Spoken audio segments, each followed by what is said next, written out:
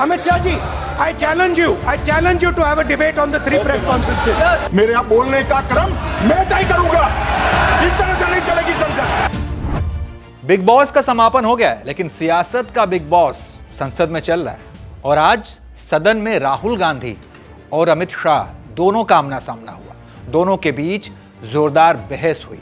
SIR पर चर्चा के दौरान अमित शाह की बारी थी बोलने की। राहुल गांधी ने उससे पहले चुनौती दी कि मैंने 3 पीसी की है, इससे पहले आप उस पर डिबेट कीजिए। Actually, let us have a debate on my press conference. Yes. Let us go. Yes. Let us have very good idea. Let us have a debate on my press conference. Okay. Amit Shah ji, I challenge you to have a debate on the 3 press conferences. Please ठीक है, बैठ जाइए माननीय, please माननीय, आपने बात करी, please. ये डिबेट ही तो चल रही है। उत्तर प्रदेश में और हरियाणा में दोनों चुनाव में वोट कैसे माननीय, प्लीज ये भी जवाब दे दीजिए। इस पर गृह मंत्री भड़क गए। उन्होंने कहा कि मेरे बोलने का क्रम मैं तय करूंगा, ये आप नहीं तय करेंगे। सुनिए। विपक्ष के नेता महोदय कहते हैं कि पहले मेरी बात का आप जवाब दीजिए, मैं सुनना चाहता हूं। आपकी मुनसफी से संसद नहीं चलेगी, मेरे यहाँ बोलने का क्रम मैं तय करूंगा, इस तरह से नहीं चलेगी संसद। मान्यवर, उनको धैर्य रखना चाहिए, मेरा जवाब सुनने का। इनकी एक एक बात का जवाब मैं दूंगा।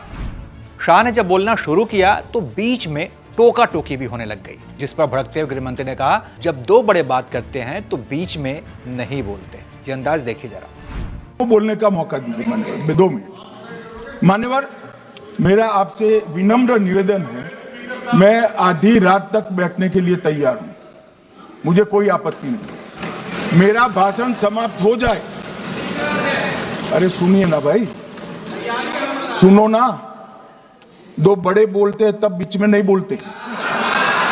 मान्यवर, मेरा भाषण समाप्त हो जाए, प्लीज नहीं। मान्यवर, मेरा भाषण समाप्त हो जाए बाद में, इसमें जितने भी मुद्दे विपक्ष के नेता खड़े करेंगे, मेरी मर्यादा में इसका जरूर जवाब दूंगा, मुझे कोई आपत्ति नहीं। मेरा विनंती है। भाषण के बीच में टीएमसी सांसद सौगत रॉय बीच में टोका टोकी कर रहे थे, जिस पर शाह ने कहा कि दादा आपकी तबीयत खराब है, आप घर पर रहो, संसद का माहौल मत बिगाड़ो। सुनिए। लगभग 63, प्लीज माने दादा आप बीमार हो, मैं समझ रहा हूं, मगर बीमार ज्यादा हो तो घर पे रहा करो, यहां सदन का माहौल मत बिगाड़िए। मान्यवर, 63 सदस्यों ने, प्लीज ऐसे माहौल, अरे यार व्यक्तिगत बात है मेरी और दादा के बीच। एसआईआर पर बोलते हुए गृहमंत्री ने कहा कि हमारा लोकतंत्र कैसे मजबूत होगा जब हमारा पीएम और सीएम कौन होगा ये घुसपैठिए तय करेंगे।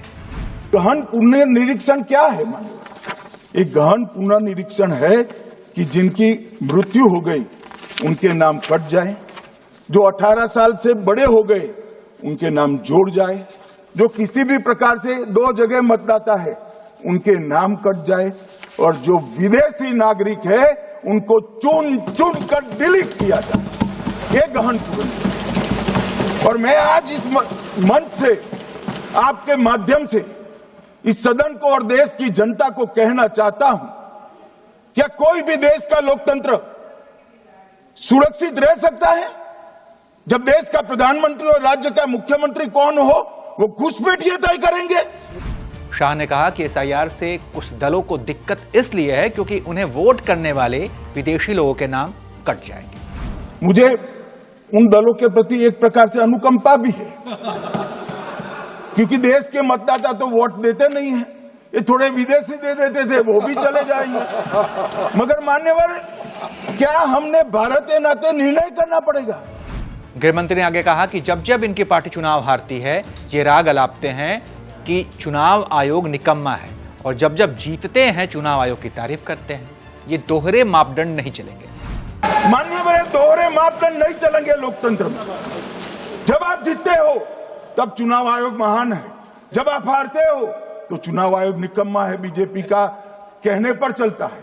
जब आप जीतते हो मतदाता सूची अच्छी है, मतदाता सूची अच्छी है, और जब आप हारते हो तो मतदाता सूची खराब है। शाह ने वोट चोरी का उदाहरण इतिहास से निकाल कर लेकर आए। उन्होंने कहा कि वोट चोरी भारत में तब हुई थी जब पटेल की जगह जवाहरलाल नेहरू को प्रधानमंत्री बनाया गया था। तो अमित शाह ने अपनी आज की स्पीच में तमाम बातें कही। इस बीच विपक्ष ने वॉकआउट भी किया। कुल मिलाकर आज सदन का माहौल काफी गर्म रहा। बाकी शाह की स्पीच, इस पर आप क्या सोचते हैं, अपनी राय दीजिए। देखते रहिए आप एबीपी लाइव।